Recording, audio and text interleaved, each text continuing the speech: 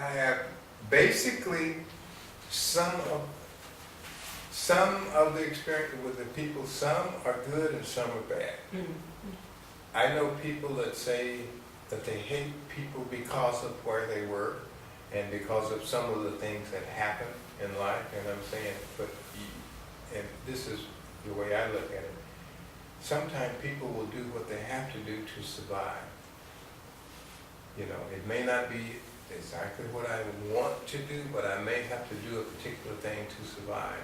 So I know that with the Vietnam, there were things that were going on that I felt as a person myself that really did not affect me, and I shouldn't be there. But then there was also other reasons why I felt that we needed to be there.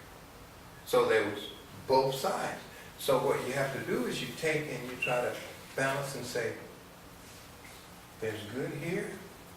Even though this is negative, there's some good things and good qualities here too. So what you have to do is try to balance, and so it's something that people have to do. And they say, I've heard people say, I hate Vietnamese, I hate them. Why? Because something happened to create that, but it didn't happen to everybody. It didn't. Did you do what you had to do, or would you have done what you had to do if you were in their place? You understand? You have to take a real, true look at the situation. What would you do if it were you? So you can't just judge a person and say, well, that's bad because they shot somebody. What if you were out there and somebody rushed up on you and you don't know who it is? What would you do?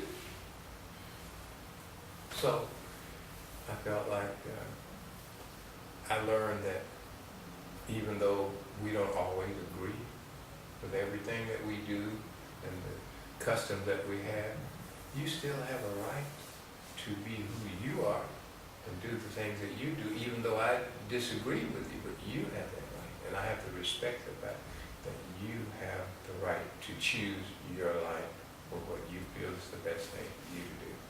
So with some people that did come out of service, I know they had a negative attitude, and I would always say, try to say something positive, but basically all I can do is say something.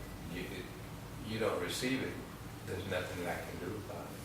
But I try not to leave them in that place to where, rather than saying, yeah, I agree with you, I would say, well, but what would you do if you were in the same situation?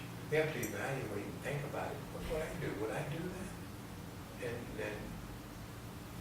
And I felt like nobody really want to be in a war. But if it comes down to that, you are, then you have to do what you have to do.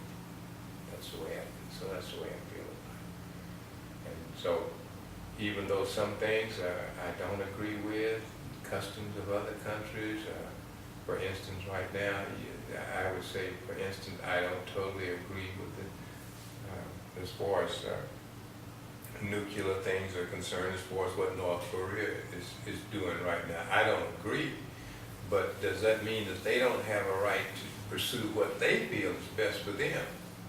We don't have to agree, but you have a right. I'm just hoping that the things that you choose to do is not going to be harmful to me. That's the way I look at it.